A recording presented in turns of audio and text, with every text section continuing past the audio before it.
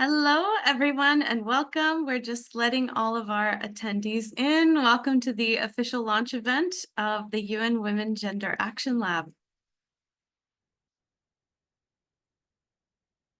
Okay. I know we're a little bit over time, but we are just going to let a few more people in. I just want to remind everyone today that we have sign language available for those who would like to partake of it. You can also enable closed captions on your Zoom. If you go to the bar where you see the different functions, you might need to click more. And then you should see the icon for closed captions, and you can enable them in the language that you wish to speak to support more accessible communication today. Please do feel free to use the Q&A function to submit any questions you might have. We are in Zoom webinar, so you may not have access to the chat. But we have an exciting lineup and agenda planned for you today, and we will have some time, I think, with speakers that we have joining us today for some Q&A. So please go ahead and do use that Q&A function if you would like to. Okay, I'm going to go ahead and get us started. So my name is Amy Baum. I'm with the UN Women Regional Office for Asia and the Pacific with our Women's Economic Empowerment team. And I'm going to be your MC for today and guide you through this new program that we have and take you through the journey with us. Okay, so what I want to do a little bit first, before we get started, we know who our panelists are in the background, but it's quite exciting to see. We have about 105 attendees joining us. So I want to see who's in the room, who's actually joining us. So I'm going to launch a poll. You should all see a poll that's gone up asking who's in the room. So I hope everyone can see this. Yes, we've got some answers coming in already, which is great. Okay. I'm going to try and drag this onto my screen, and I hope you can see it just so you get those live time results. And then I will end it in a little bit and we can look over them. What we see so far, okay, we have some joining from Europe, some from Africa, the majority from Southeast Asia. So the majority joining us today from our region, but we do have some joining in from around the globe.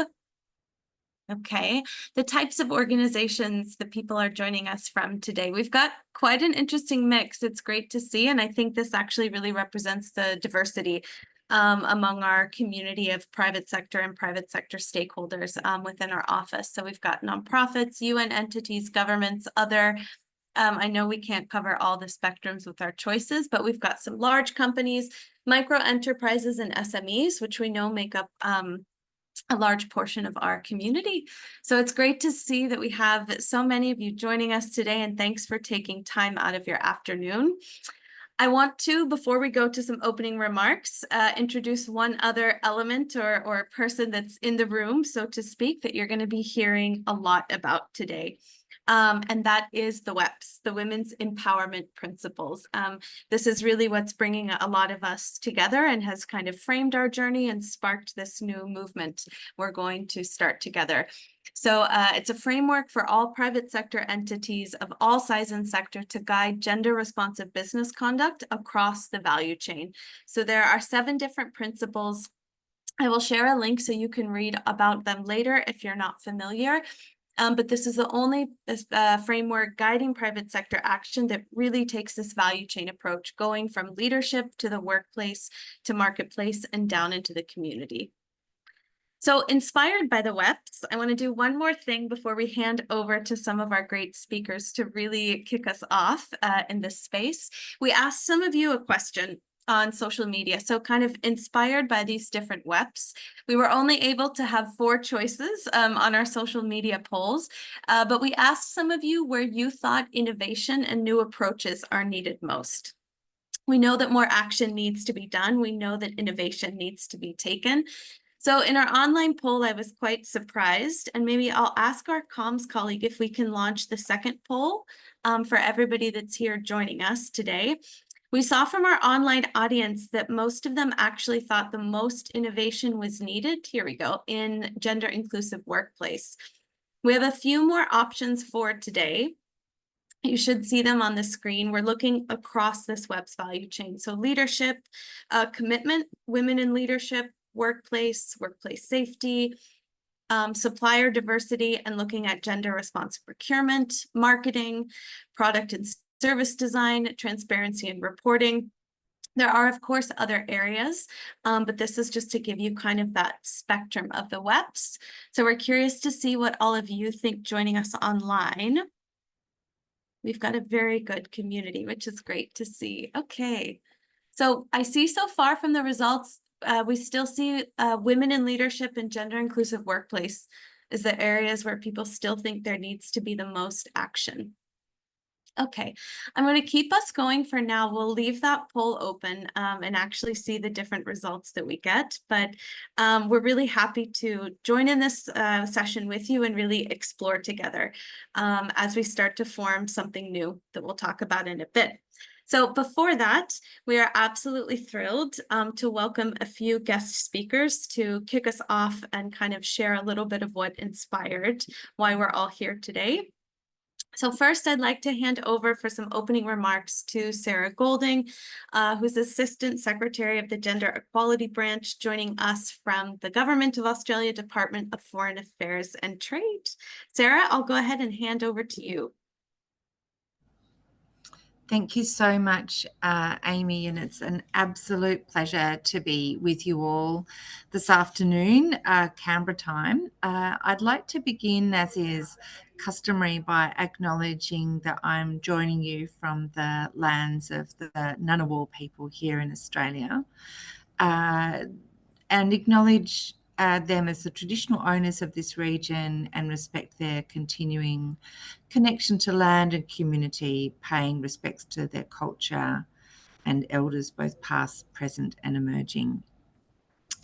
For those of you, I really am excited that this is a disability accessible forum. So I'll also note that I'm a woman with brown hair that's tied back in a ponytail.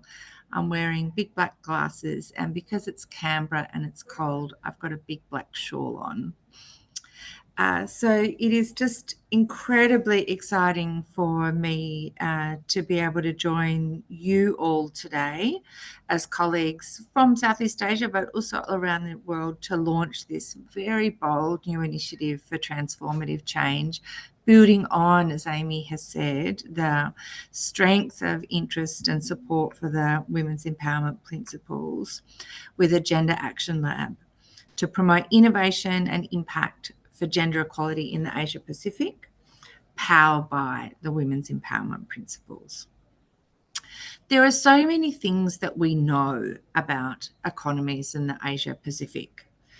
And importantly, we know that our region is actually a really key driver of global economic growth. But within our region, there are vast inequalities between and within countries. And when we bring a gender lens to what growth looks like, we can see that women and girls in particular are doing extraordinary things, growing businesses, creating innovations against discriminatory social norms, other structural barriers, and in some places and spaces, decision-making authorities and autonomies that are being inhibited, all of which impacts the full and equal integration of women into the economy and the benefits of women's economic integration to our economies and our economic futures. There are so many things that we know about why this is important. Gender equality and women's economic empowerment is a really powerful catalyst to reduce poverty and driving sustainable development. When we ensure greater access and opportunities for women to participate in and flourish in the labour market, we see societies growing healthier and stronger economies that are more resilient in the face of shocks. For Australia, we're a really committed partner globally and in our region to advance gender equality and women's empowerment. It's an important priority for us at home in our national policy, and it's an important priority for our work internationally. A key element of this is how we work with the private sector. Our flagship Investing in Women program is supporting local business coalitions in Indonesia, the Philippines, Myanmar, and Vietnam to work with colleagues in private sector businesses to develop and implement policies and programs that will actually change workplaces, advance workplace gender equality, increase inclusion. We've been very pleased since 2021 to work with UN Women to increase the reach, commitment to, and implementation of the Women's Empowerment Principles, or the WEPs.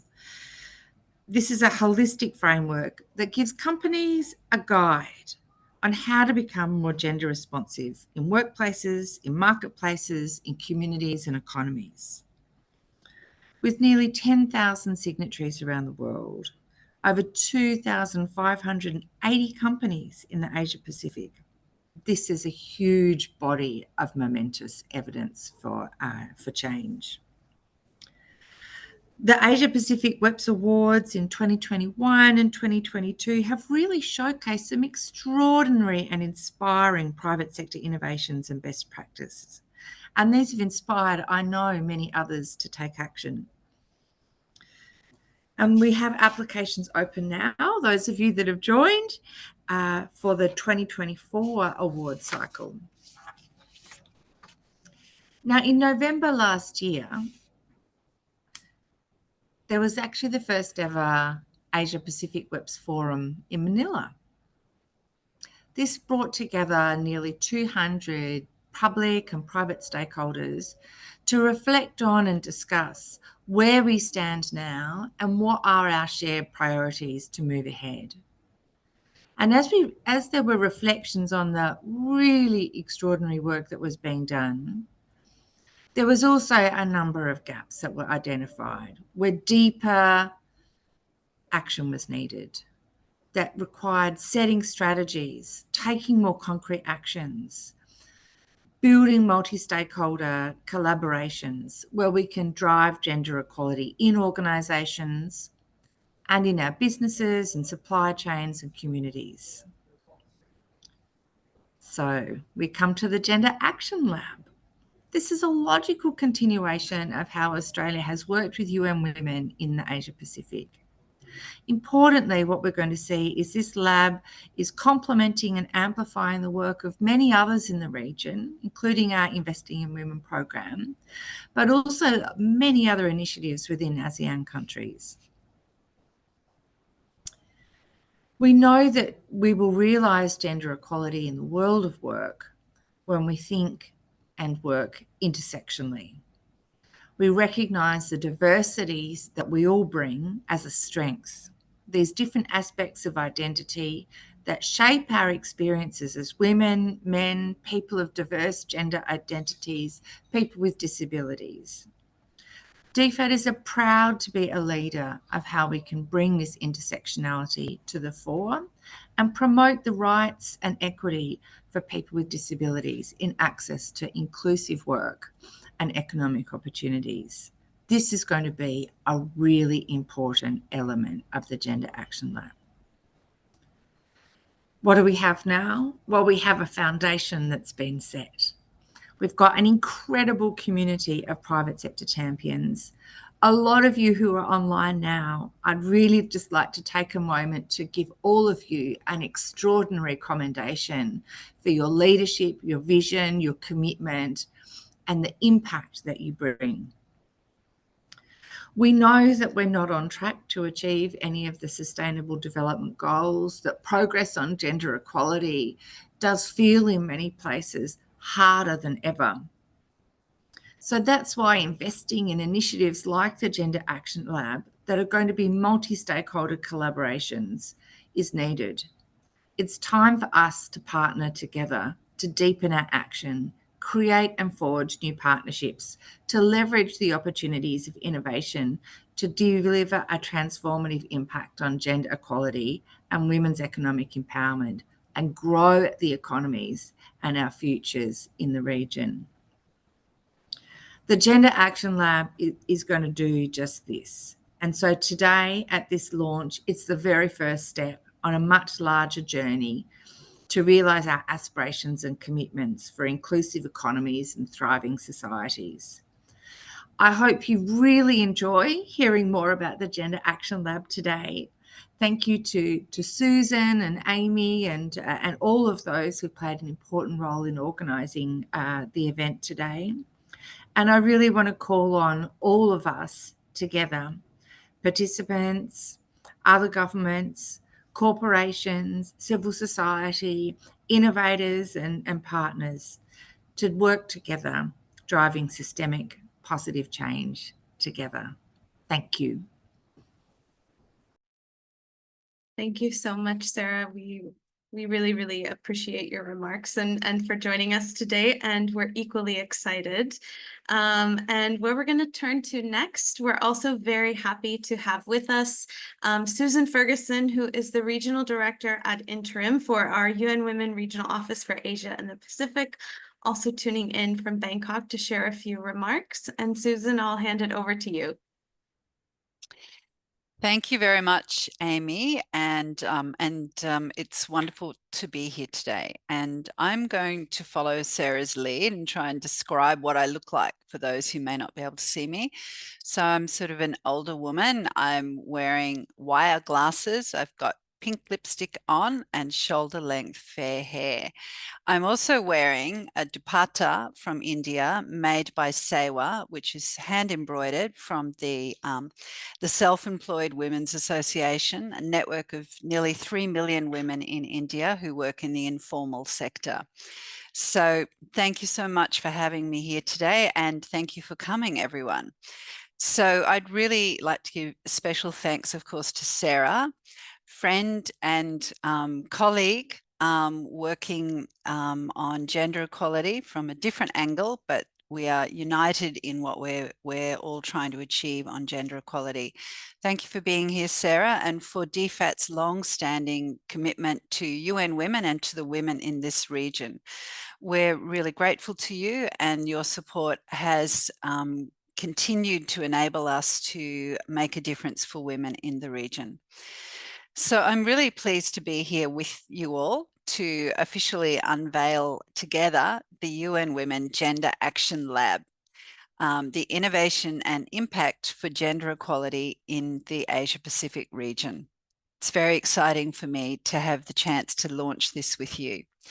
Globally, we're simply not making enough progress to move the needle on gender equality. I think we are all well aware of this, especially in the area of women's economic empowerment.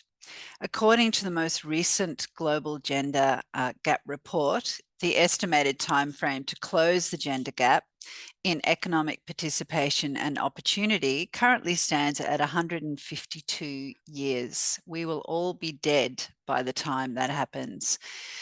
We need to hurry along and really speed along and increase our efforts to close those gaps.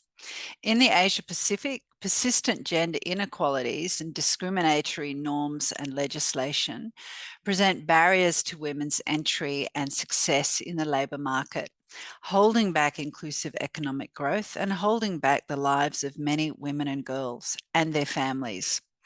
In our region, women's labour force participation rates were regressing even before COVID.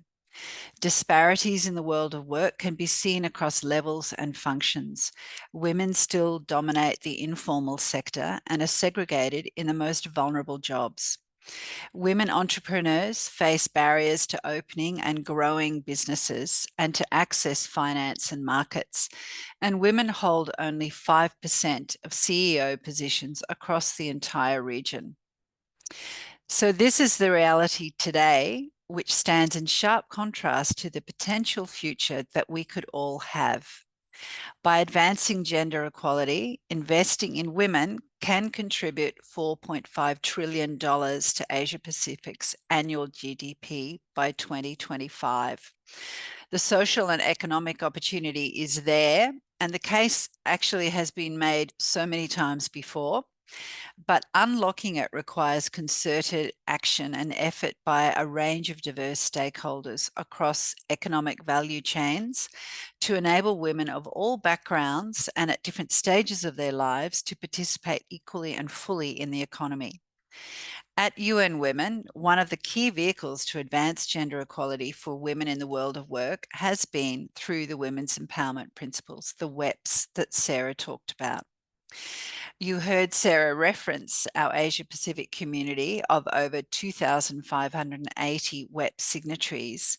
And these companies employ at least 5.2 million people, 2.6 million of whom are women. What is truly astounding, actually, is that this number grows almost every day. So it stood at below 600 in 2019, and now we are 2,000 more in strength. So that's just in the past few years, and we know there is enormous interest in the private sector of engaging more on gender equality because many understand the impact this will have for their companies, but also for women and girls and the families. This private sector community, of course, it's not a homogenous group, and it represents enormous diversity in size, sector, and mission. More than 57% of our WEPs are micro, small, medium enterprises, employing actually fewer than 250 people. But we have companies at the other end also that are massive, employing thousands and thousands of people. So we need to embrace this diversity and further build it into the private sector at large and leverage it for innovation. Diverse teams offer broader perspectives and bring more information to the table and innovation. Research by the Harvard Business Review has found that the most diverse enterprises had both 19% points higher innovation revenues and 9% points higher operating margins on average. Therefore, again, we have the business case for this. One of our key platforms to recognise and celebrate the diverse actions is through the WEPS Awards, which have recognised more than 300 leaders and businesses for their actions over the years. As Sarah said, last year we convened the first in-person meeting of the WEPS community in the Philippines, and I was very lucky to be at that meeting. We heard amazing insights, actually, and recommendations from industry leaders, social entrepreneurs, multinationals, governments, and business regulators. Just last week, we released the outcome report of the WEPS Forum, and I really urge you all to download it today, and I'm sure that Amy or someone can put that up in the chat. But what came through loud and clear was that despite the enormous uptake in commitments to the WEPs, practical action is still really lagging. And there's a critical need to test new solutions and pilot more innovative approaches to implementing the WEPs. Through the Gender Action Lab, we really seek to leverage the innovation capabilities of the private sector to make further changes within the private sector, and equally to foster deeper innovation within UN Women and in our work with all our partners. As we head towards the UN Summit of the Future in September this year, we'll really need solutions, new thinking, and new partnerships to develop and build alliances capable of truly moving the needle on gender equality and the Agenda 2030. As Sarah emphasised in her remarks, we embark on this journey together with the Australian government as two partners to begin with, but already seeking to build the Gender Action Lab as a collective, multi-stakeholder platform that can grow as a broader movement and continue to address the most persistent challenges to gender equality and women's empowerment. So I'm going to hand back to Amy to tell you more about the Gender Action Lab itself. And as she does this, I invite you to really allow yourselves to imagine new futures for gender equality and to be inspired today to take up the charge and join us in this movement for action. So thank you so much, Amy. Over to you. Great. Thank you so much for joining us, Susan, and also to Sarah. You've really set us off for a good start today. So we are, as these events often go, running a little bit tight on time. I'm going to share an introduction and an overview to what the Gender Action Lab is, and tell all of you how we got here today and why it started and what we'll be doing. And I'll try and move a little quickly because we do have an exciting lineup of panelists to share with you. Okay, so I'm not going to go over every single item on this slide. This is just to show you that this is really something that's been in the works of building the WEPS ecosystem and on a journey with the private sector and multi-stakeholder private sector collaboration, starting in 2019 when we had a flagship program called We Empower Asia that was in partnership with the European Union. This really was our flagship program that helped us get started and build momentum to the WEPS, start conducting that outreach, start engaging with larger corporates, with SMEs alike, and with the ecosystem and the community as well, policymakers and business regulators. This just gives you a bit of a snapshot. We started in 2020 with our Asia Pacific WEPS Awards, which you've heard about from Susan and Sarah. I'll tell you a little bit more later. We've also developed a number of knowledge products. We've done some research, some policy analysis as well throughout that time. We did a landscaping study looking at how the WEPS actually could be a policy tool for governments in the region to be able to better enable private sector to measure and report on their action for gender equality. We also published a WEPS transparency and accountability framework, which provides guidance to track and report on your gender metrics that align to all the different WEPS principles. We've done innovative programming with different types of private sector. So we've run different sets of gender responsive acceleration programs where we've worked with care entrepreneurs. We also have a climate tech acceleration program where we're working with SMEs and organizations in the region to have gender responsive business conduct in their business models and also take an approach to the acceleration that's gender responsive throughout. We've also partnered with ASEAN to produce last year this ASEAN Policy Action Brief on looking at how we can advance gender in business reporting to implement the women's empowerment principles and advance gender equality in the region. In 2022, we launched the Trends and Opportunities to Drive Gender Equality in the Private Sector report, which looked at the current trends, the gaps, what more needed to happen to drive action. In 2023, just last year, which Susan mentioned, we revisited these trends in the WEPS Forum, which was really, we had 3 cycles of the WEPS Awards and had all this recognition for good actions that were taking place, but we hadn't ever convened the WEPS community and also brought the multi-stakeholder dimension of policymakers, of academia, of support organizations together. So in this WEPS forum, we revisited the trends and we said, what is still valid? What is new? Where do we still need more action? What are the innovative areas we need to approach? And we really reflected on a lot of that. And that has helped us get to today where we launched the Gender Action Lab. So coming out of this WEPS forum, all of this data on the page isn't so critical. I'm not going to go through it all. But what we really saw reflecting on the past 5 years, we've seen this incredible uptake in commitments to the WEPS, right? We've grown by 2,000 signatory companies in just 5 years, whereas in the 9 from the WEPS inception, we had 600. So we've seen this incredible uptake and commitment from the private sector. But one of the trends in our trends report really found that despite this commitment, intentional action, target setting, putting plans in place really was lagging behind.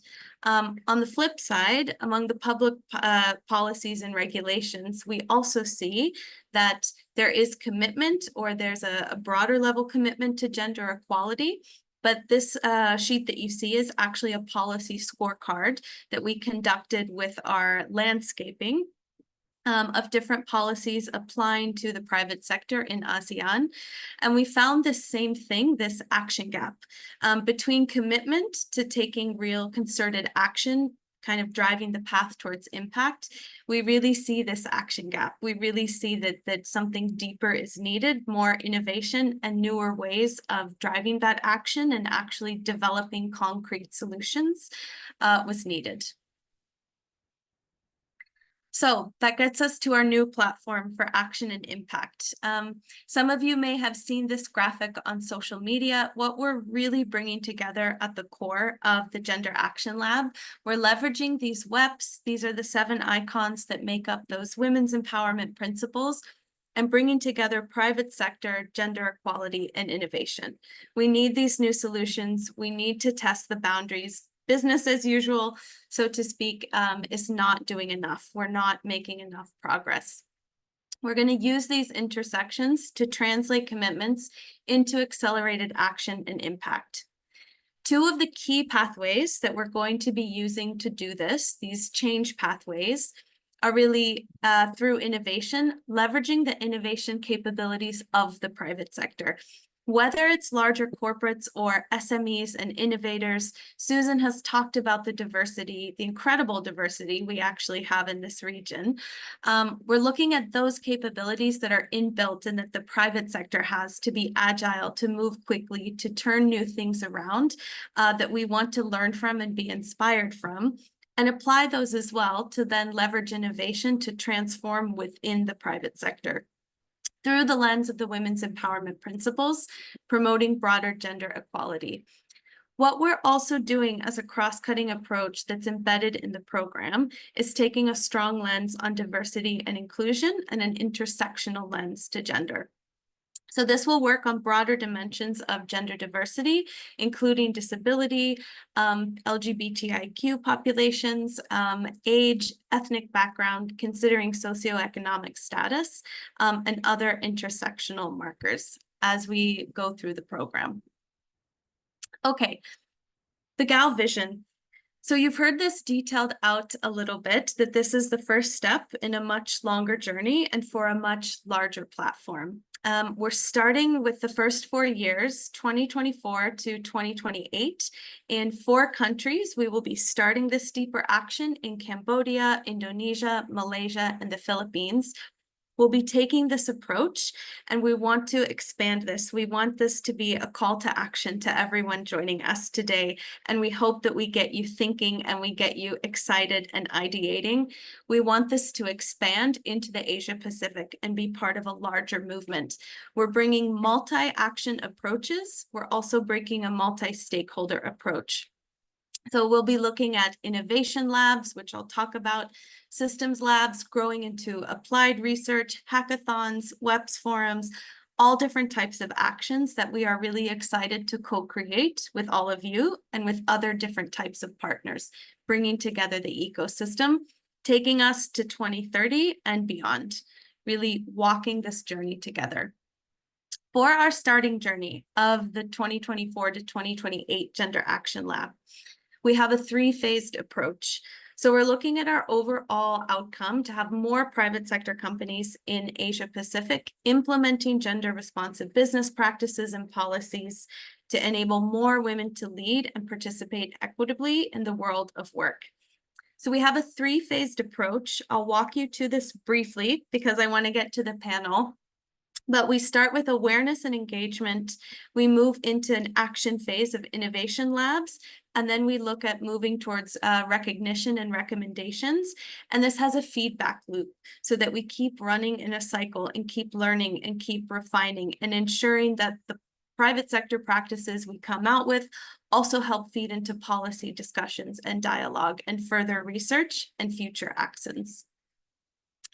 So phase 1 is awareness raising and engagement, where we're really starting broad awareness with different companies. What are the WEPs? What do they do? What are some of the tools that we offer to support implementation? We'll move into some consultations and some convenings with different stakeholders across various WEPs topics. And then we'll start to get to a smaller group. We'll actually be looking for some of you that are leaders or innovators, whether you're entrepreneurs or other innovation players, to help us craft challenge statements of what we want to work on, what the key areas that we need to address are. And we'll put together dedicated cohorts of corporates and innovators to actually test some of these solutions. And the modality for that will be innovation labs. This is our key approach for the Gender Action Lab. We'll have country labs to start with. We're also looking at having a regional lab that focuses across ASEAN countries. Again, this is the start of the vision of what we want to be something much bigger across the region. So each of these labs will run in turn with a specific thematic focus. These are some examples of where we might focus. So we might have a lab specifically on creating more inclusive workplaces for all, including women and people living with disabilities. This could be advancing family-friendly workplaces, potentially through providing employer-supported care services. This could be looking at the marketplace. How can we support gender-responsive procurement and get more women into the supply chain? This could also be looking at strengthening accountability on gender reporting, for example, through ESG or other frameworks. So we'll take this thematic action approach to each of the labs. This will help feed into phase 3, which is recognition, best practices, and recommendations. This will be brought to life in a number of different ways through research products, convenings, also knowledge products that we have. But 2 of the key platforms that we will use are the Asia Pacific WEPS Awards and the Asia Pacific WEPS Forum. So these are going to occur in a rotating 2-year cycle. Right now, we're in the middle of the Asia Pacific WEPS Awards. Applications are still open. I will send you the link also in the chat to the website, and you can learn more. This is recognizing best practices across the different WEPs. This also recognizes actions from SMEs all the way to larger corporates, to chambers of commerce, business associations as well. That will be this year. Next year, we'll convene again at the Asia Pacific WEPS Forum. So you can access the outcome report from last year's forum. We'll bring the community together again. We'll relook at the awardees from this year. And we'll also dive again into what we've been doing in the Gender Action Lab and hopefully ideate and co-create new solutions at that point. Okay, that was a very kind of fast and furious tour of what the Gender Action Lab does. You will be able to access more information shortly. But as we look towards what we really can do and need in terms of bringing together innovation, the private sector, gender equality for impact, we're going to move to a short inspiration panel. So to help us moderate the panel today, we have our UN Women Pakistan country representative, Sharmila Rasool.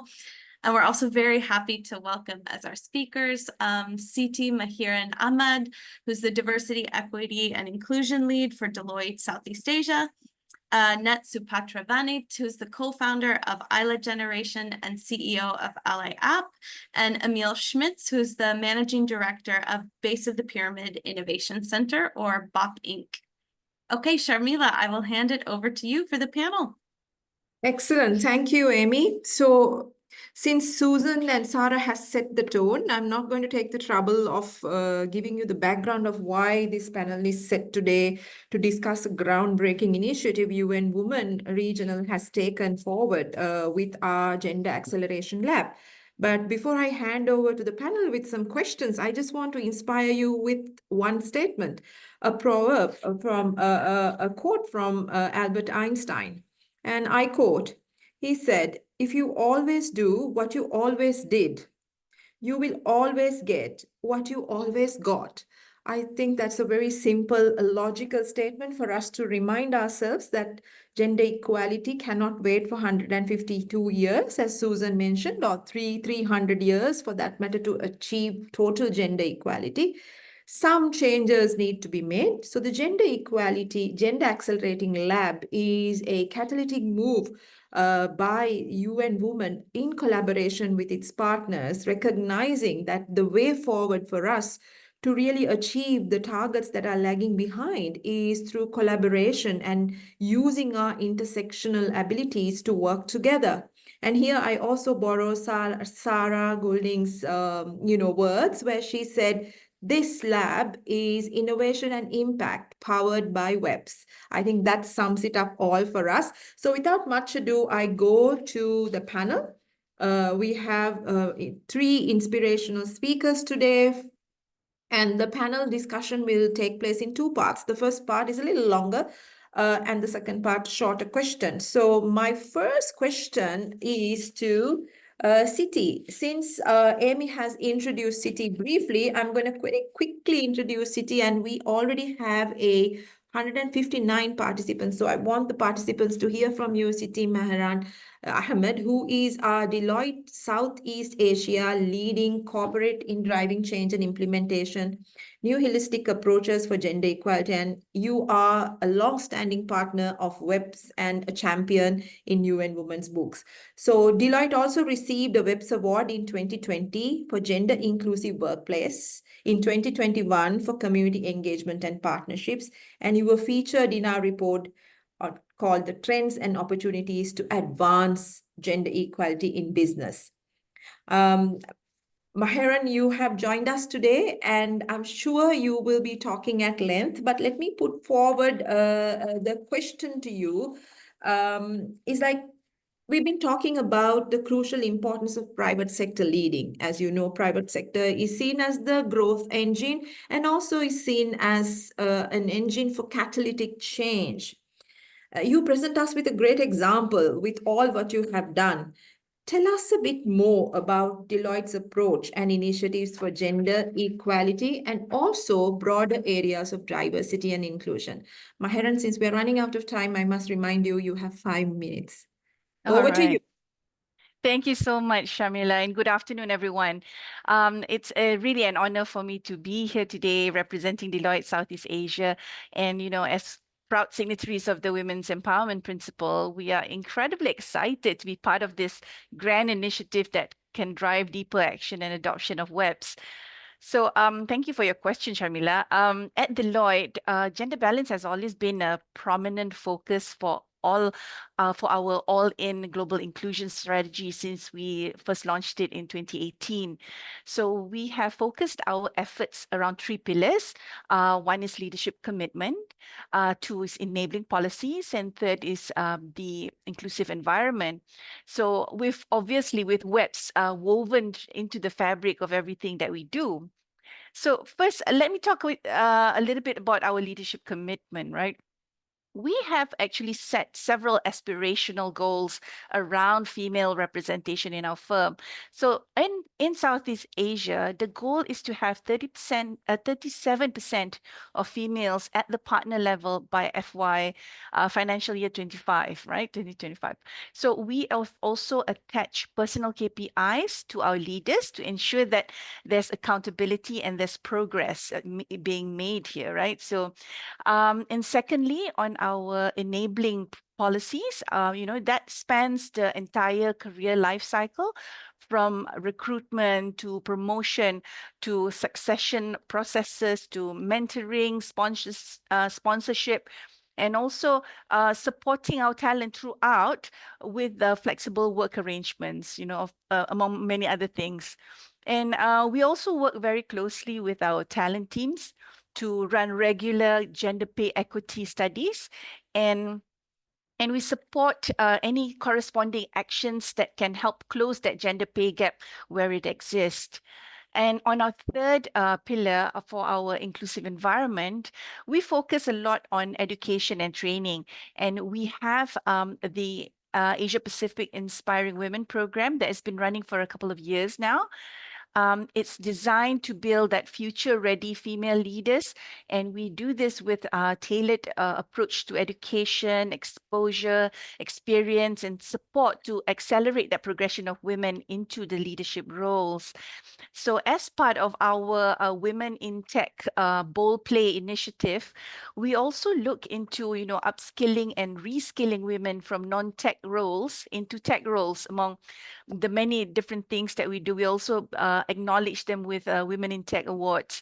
So additionally, we also roll out our signature inclusive leadership activation labs internally to help integrate that inclusive leadership into our core values through awareness building, through skills development, action planning, experiential learning, which is really important for this type of work, as well as making sure there's accountability at the end, right? So moving on from gender, we know that there's like more than 700 million people with disabilities estimated to live in Asia and the Pacific region. And as such, we've expanded our focus into accessibility and neurodiversity. So Deloitte has published our Asia Pacific Accessibility and Inclusion Plan as a guide for an inclusive environment where all our people can thrive, including those with disability and those who are neurodivergent. So this plan is very much guided by the ILO Global Business and Disability Network Charter, to which we are signatories. So in this vein, right, we focus on 3 areas: inclusiveness, equity at every stage, and culture and community. Let me just give you some examples of some of the actions that we're doing in this space, right? So over the next 3 years, we're really focusing on raising the standards of our standards with assistive technology and accessible design. So we are supporting a more barrier-free technology experience by increasing that our standards of online usability to ensure that there is compliance with the World Wide Web content accessibility guidelines.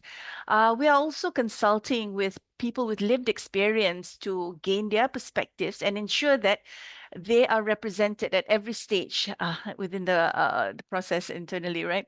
And we are also equipping our hiring teams with the skills and knowledge to provide an accessible and inclusive experience through the recruitment and induction process. So, and on the leadership side, we are providing our leaders and managers with training to help support and manage and help to encourage people with disabilities and those who are neurodivergent to be able to flourish within the firm. So as we move forward here, I think collaboration with UN Women is essential. By working together, I'm sure we can accelerate that adoption and the implementation of more gender responsive business policies and practices like you mentioned earlier. So I believe our joint efforts can really can hopefully inspire other organizations fact that brings about systemic change that we all know needs to happen, right? So I'd like to close this by just posing a question to everyone here, just think about, is that, how can we leverage our collective strength to create a more inclusive and equitable future for all? And what specific actions can your organizations take to drive deeper adoption of gender equality and, of course, to the broader DI principles? So thank you. And I look forward to our continued collaboration and the impactful changes that we can achieve together. Hand this back to you, Sharmila.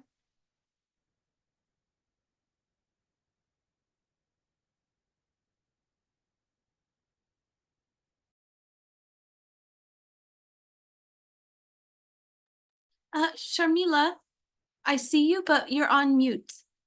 Oh, okay. So sorry. I have said some very inspirational things there. So thank you so much, Maher, and I'll come back to you on the second round. And I hope that all the inspirational things that you've just shared is being listened to in the virtual room by companies, both small and large. So talking about SMEs and small and medium scale enterprises, I now turn to Net Supranavit. I hope you're pronouncing your surname correctly, Net. So, which we know, a large portion of our web's signatories are SMEs, and more than half, in fact. So, Net, you are the co-founder of ILA and are also the co-founder of the Ali app, which offers an innovative solution to creating safer workplace and even cities. So I have 2 questions for you. I'm gonna, split them into 2 so that the audience can better understand the learnings that you're about to share. So the first part of the question is, tell us a bit more about Ali and how you're also working with corporates to create change. So, Net, I will have to ask you to take 2.5 minutes to answer that question. I'll come back to the next question soon after. Thank you. Over to you, Net. Thank you. So I'm Ned. Hi, guys. Lovely to kind of meet everybody. I am the co-founder of ILA and our application Ally, which I'll talk a little bit more about later on. But our whole vision is really just to bring about gender equality in the safer workplace kind of realm. And this looks very different in different countries. So we actually started our startup in London. And, you know, when you're working with more sort of on ground places within the Europe sphere, it looks very different from what on ground means in London, as well as, you know, moving outwards to Berlin, where we also have a footprint, as well as Bangkok, where we've been working a lot now in the recent years. So, what do? We work with businesses in terms of corporate training and working with them on things like anti-harassment and working with them on how we can work on the issues. Oh, can you hear me, Amy? Perfect. So sorry about that. I'll just move in a little closer. So the work that we do is really working on the training side of things. So when I say training, I don't mean, you know, we're sitting in a lecture room and kind of working on engaging. We're talking about application and also engaging workshops. So the way that we've devised this is through our Ally application. It's a B2B anti-harassment tool that we've been working on for the last few years, and it's sort of the work that UN knows us most for, and the WEPS awards. So the application itself can do things like tracking how far the employee has gone through their training. It can track things like how many incidents have been reported in the workplace. So I'll give you a bit of an example in the work we do in London versus the work we do in Bangkok. So in London, we work with a lot of smaller SMEs, such as gelato stores, gyms, fitness places, as well as educational institutions. So in this kind of aspect, we're tracking to see how many customers have come into the place and in the area, and how many people have they been able to help intervene. There could be a lot of issues such as harassment with customers or harassment between customer and employee, for instance. And this has really kind of shown us that when somebody is trained and equipped well, they're able to intervene with more confidence. And so that gave us confidence to kind of just move things about across the pond to Thailand, where we were established here in the last few years, but have been growing rapidly in the work that we've been doing, but on a more kind of larger scale. So we've been working a lot with big corporates and working on kind of training their staff, and mostly in the hospitality sector, to be honest. So we work a lot with Hyatt Regency, with Sensory, all these people who we've signed MOUs with in the last few years. Thank you, Ned. That was fantastic start. Can you, since you are very familiar with the SMEs and have worked with them, can you also tell us the role of smaller enterprises who are actually addressing gender equality by adapting innovative methods? Can you talk a little bit on that? Again, 2.5 minutes. Thank you so much. Back to you, Ned. Yes. So I think anyone who's in the startup realm will understand that there's a lot of difficulties and challenges when it comes to working with corporations. So it's obviously great as somebody to have on your portfolio, on your client list, but I can tell you a few things that would be great for, you know, bigger corporates to really kind of work together more to make everything more efficient and to make the process a lot easier. I think one of them is just kind of the decision-making process.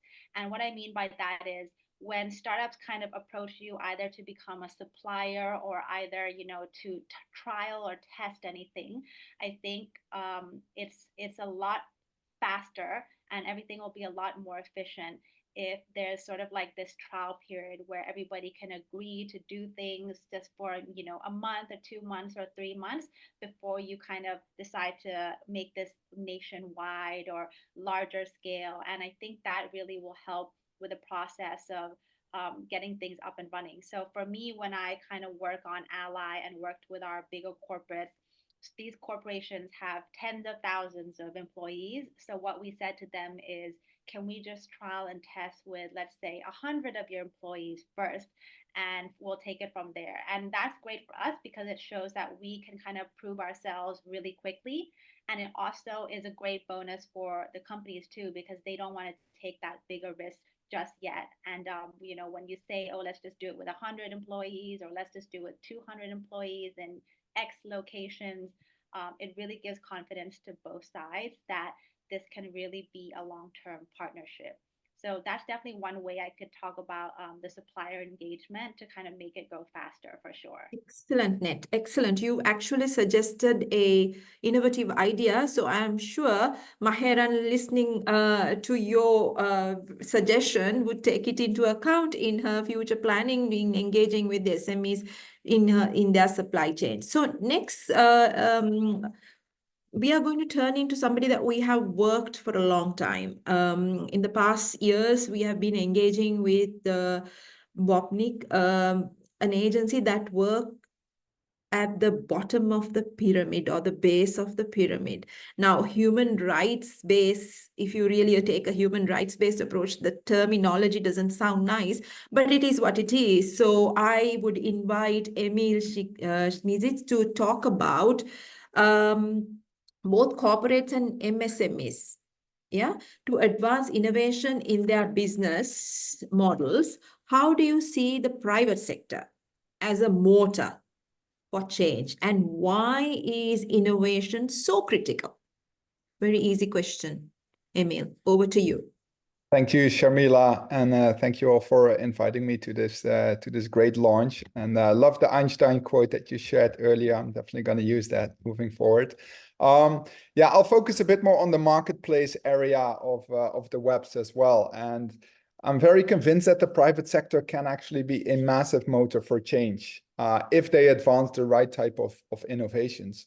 And at Bob Inc., we've innovated with like dozens of corporates and hundreds of different SMEs, primarily to also serve lower income populations. And I firsthand witnessed the importance of that private sector innovation to drive progress on multiple SDGs, from providing nutritious foods to clean energy access or clean water access to also driving gender equality. And I've also witnessed an increasing amount of public sector partners also welcoming the private sector and teaming up in public-private partnerships actually to realize that innovation and change. A specific example that inspires me is an initiative we've been close to called Transform, which is a collaboration between Unilever, a big corporate, and FCDO, the UK Foreign Commonwealth and Development Office. And for many years, they've supported innovative social entrepreneurs to help them realize concrete impact for millions of low-income population consumers or entrepreneurs through business models. So they're really bridging also that intention-action gap that we referred to earlier. So if I now translate that, knowing that companies are so an important motor of change for innovation, how do we then get them to move and innovate in the right direction, especially in terms of driving gender equality? And if I look at that marketplace focus here, I think there lies a huge opportunity to entice companies to apply more women-centered design or gender-responsive design. And I think here also the webs probably have already laid quite some nice groundwork. And I think if we want to engage those companies, whether they're corporates or SMEs, I think we need to do two things. We first need to show them the opportunity. And I think there's a lot of research showing that there's a massive opportunities for companies to embrace women as entrepreneurs, as employees, and definitely also reach out to them as customers. But secondly, I think what we've also seen in our work that we really need to handhold and support these companies to actually then innovate for these target groups. Because if it's not their core business of the company, they really need that support to innovate. And we've worked with a number of companies that we really had to handhold to go from a, let's say, a gender discriminatory or gender blind innovation approach where They might develop new products and services that are designed for man or for everyone, and therefore they're unconsciously really excluding women there. We've heard some examples before already, I think, in terms of credit solutions that are designed where people might need land titles which are not accessible for women. We've seen a lot of agent models where training is delivered, but it requires participants to be off-site for a number of days, which is preventing women to participate. And so there's a lot of these examples that we see, and I think there's a big opportunity to handhold companies and embrace a much more gender responsive innovation approach and help them to identify the right needs of that target group, co-design solutions with them and test and prototype these as well in the market, and then launch these new products, services, or approaches and keep measuring the impact and pivot where needed. Maybe a last remark I want to say is that we see a lot of traction also on the investor side, which I think is very, very exciting. We work with a number of impact investors and DFIs, and also through them, they are trying to entice the companies that they invest in to embrace more women-centered innovation and therefore also drive gender equality. So I think private sector has a great role to play, but they just need a bit of hand-holding, and we need to show them the opportunity to get them moving. Thank you. Thank you, Emil. That was fantastic, especially the fact that you mentioned about the women-centered designs. These are really inspirational ideas and the approaches that you have adapted. I know we are running out of time. We are just 5 minutes above time, and I also know there's a Q&A session after this. So I will ask Amy to take over from now onwards. But I really, really want to thank all our brilliant panelists which joined us ahead of time before even the webinar started and really shared your thoughts, candidly shared your thoughts. We really appreciate your time and willingness to participate and partner with us. Thank you so much. Back to Amy to run the question and answer session and then bring the webinar to a close. Thank you.